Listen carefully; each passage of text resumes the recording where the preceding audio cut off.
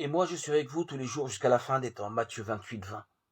Le Seigneur Jésus agissait avec eux et confirmait la parole par les signes qui l'accompagnaient. Marc 16, 20. L'Église est l'objet d'un débat passionné. Certains y adhèrent avec ferveur. Pour eux, toucher à l'Église, c'est toucher au Christ. Il faut pourtant distinguer la foi en Dieu et en Jésus-Christ de la foi en l'Église.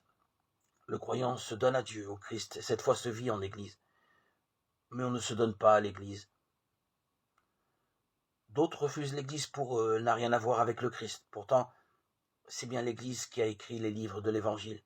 Ils ne sont pas tombés du ciel. Et c'est par l'Église que l'Évangile reste une force de vie spirituelle et morale. Il ne faut pas, bien sûr, idéaliser l'Église. Elle n'est pas le miroir parfait de l'Évangile. Mais il faut reconnaître que par l'Église, l'Évangile demeure la parole du Christ adressée aux hommes d'aujourd'hui. Il est évident que l'Église n'est pas à la hauteur de l'Évangile.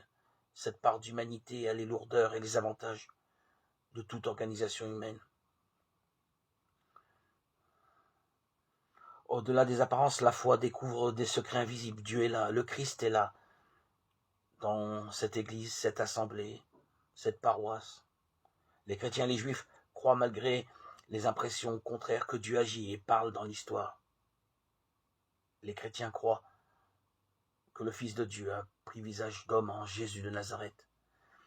Dans la logique de cette foi, le chrétien croit que Dieu et le Christ habitent et agissent parmi les hommes, et particulièrement, pas seulement dans ce groupe humain